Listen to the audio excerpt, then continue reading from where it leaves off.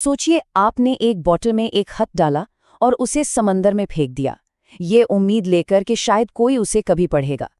आज हम एक ऐसी ही कहानी के बारे में बात करेंगे, लेकिन ये बॉटल समंदर में नहीं बल्कि तारों के बीच फेंकी गई थी। ये कहानी है वॉयेजर मिशन की। एक सवाल जो हम सबने कभी न कभी खुद से पूछा होगा, क्या इस पूरे ब्रह्मांड में हम अकेले हैं? क्या कहीं दूर किसी और तारे के पास कोई और भी हमारी तरह आसमान को देख रहा होगा और यही सोच रहा होगा? तो इसी एक सवाल ने हमें कुछ बहुत बड़ा करने पर मजबूर कर दिया। 1977 में नासा ने 2 स्पेसक्राफ्ट लॉन्च किए, वॉयेजर 1 और वॉयेजर 2, और इनका काम सिर्फ हमारे सौर मंडल को देखना नहीं था, बल्कि ये हम सब की तरफ से एक पैगाम लेकर जा रहे थे अनंत में।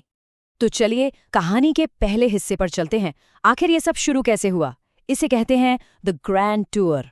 देखिए, 70 के दशक के आखिर में कुछ कमाल का होने वाला था। हमारे सौर मंडल के जो बाहरी ग्रह हैं ना, जुपिटर, सैटर्न, यूरेनस और नेपच्यून, वो सब एक ऐसी खास लाइन में आ रहे थे जो हर 175 साल में सिर्फ एक बार होता है। मतलब ये एक जिंदगी में एक बार मिलने वाला मौका था। अब इस मौके का फायदा उठाने के लिए वैज्ञानिकों ने एक बहुत ही चालाक तरीका सोचा। इसे कहते हैं ग्रेविटी असिस्ट। इसे आप एक तरह की कॉस्मिक गुलेल समझ सकते हैं। इसमें होता यह है कि एक ग्रह की ग्रेविटी का इस्तेमाल करके स्पेसक्राफ्ट की स्पीड और डायरेक्शन दोनों को बदल दिया जाता है। इससे ढेर सारा फ्यूल और वक्त बचता है। तो ये काम कैसे करता है? बहुत सिंपल है। सबसे पहले स्पेसक्राफ्ट को एक बड़े ग्रह जैसे जुपिटर के पास भेजा जाता है। फिर उस ग्रह की ग्रेविटी स्पेसक्राफ्ट को अपनी तरफ खींचती है, जिससे उसकी स्पीड बढ़ जाती है। और आखिर में स्पेसक्राफ्ट उस एक्स्ट्रा स्पीड का इस्तेमाल करके खुद को अगले ग्रह की तरफ, गुलेल की तरफ फेंक देता है। कमाल की तकनीक है ना? इसी वजह से इतना लंबा सफर मुमकिन हो पाया। और इस ग्रैंड टूर से जो खोजें हुईं वो तो बस कमाल ही थीं। हमें पहली बार जुपिटर के धुंधले रिंग्स की साफ तस्वीरें मिलीं। अरे, पृथ्वी के बाहर पहली बार एक्टिव ज्वालामुखी देखे गए जुपिटर के चांद आयो पर। इतना ही नहीं, जुपिटर के 3 और सैटर्न के भी 3 नए चांद खोजे गए। और एक बात और, आज तक वॉयेजर 2 ही अकेला ऐसा स्पेसक्राफ्ट है जो यूरेनस और नेपच्यून तक गया है। तो ग्रहों का ये टूर तो पूरा हो गया, लेकिन मिशन अभी खत्म नहीं हुआ था। अब कहानी का फोकस बदल रहा था। अब वक्त था घर को हमेशा के लिए पीछे छोड़ने का और गहरे अनजान अंतरिक्ष में खो जाने का। और इस लंबे सफर पर निकलने से ठीक पहले 14 फरवरी 1990 को वॉयेजर 1 ने एक आखिरी काम किया जो हमेशा के लिए इतिहास में दर्ज हो गया।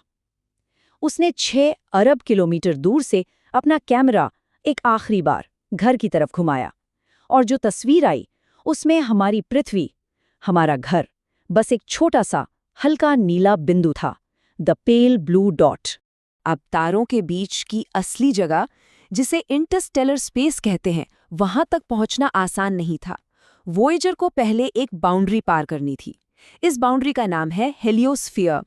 इसे आप हमारे सूरज का बनाया हुआ एक बहुत बड़ा सुरक्षा कवच या बुलबुला समझ सकते हैं, जो पूरे सोलर सिस्टम को चारों तरफ से घेरे हुए हैं। और इस बाउंड्री को पार करने में दशकों लग गए। सोचिए, वॉयेजर 1 2012 में इंटरस्टेलर स्पेस में दाखिल हुआ और वॉयेजर 2 2018 में, मतलब लॉन्च होने के लगभग 40 साल बाद। कितना लंबा सफर! तो वॉयेजर का सफर तो हमने देख लिया, पर अब बात करते हैं इस कहानी के सबसे खास हिस्से की, वो पैगाम जो ये स्पेसक्राफ्ट अपने साथ ले जा रहे हैं, द गोल्डन रिकॉर्ड। दोनों वॉयेजर स्पेसक्राफ्ट पर सोने की परत चढ़ा हुआ एक 12 इंच का रिकॉर्ड है। ये असल में ब्रह्मांड के लिए बनाया गया मानवता का एक मिक्सटेप है, एक टाइम कैप्सूल जिसमें आवाज़ों और तस्वीरों के जरिए धरती की कहानी कैद है। तो इस रिकॉर्ड में आखिर है क्या? देखिए, इसमें 4 मेन चीज़ें हैं।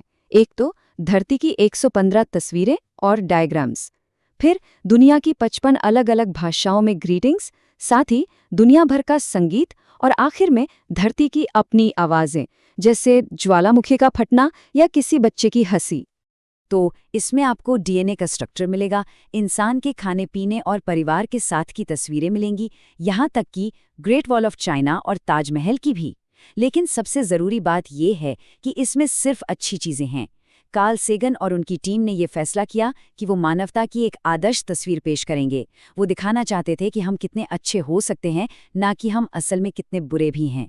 इसीलिए इस रिकॉर्ड पर आपको युद्ध, नफरत या गरीबी की कोई तस्वीर या आवाज़ नहीं मिलेगी।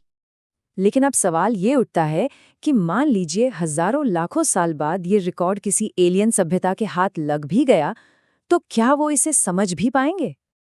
देखिए, ये कोई आसान काम नहीं होगा, क्योंकि ये 115 तस्वीरें किसी जेपीजी या पीएनजी फाइल की तरह नहीं हैं। इनको बहुत ही अनोखे तरीके से स्टोर किया गया है।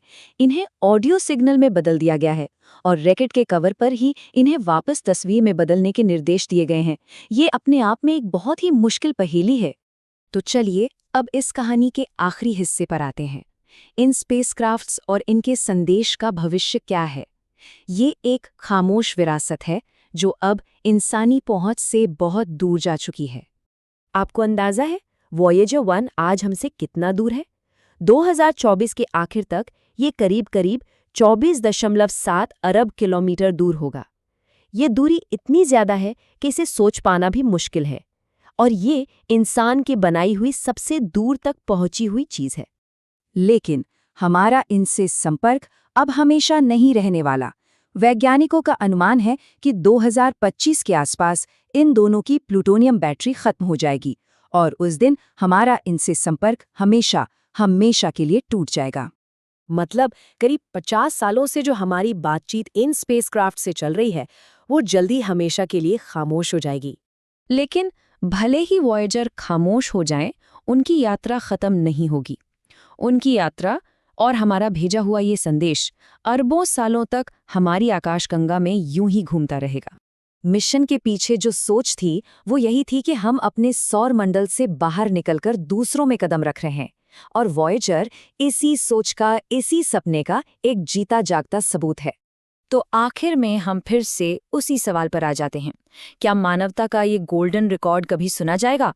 क्या तारों के बीच भेजी गई हमारी ये बोतल कभी किसी किनारे लगेगी? इसका जवाब शायद हमें और आपको कभी नहीं मिलेगा, लेकिन उम्मीद करने में क्या हर्ज है।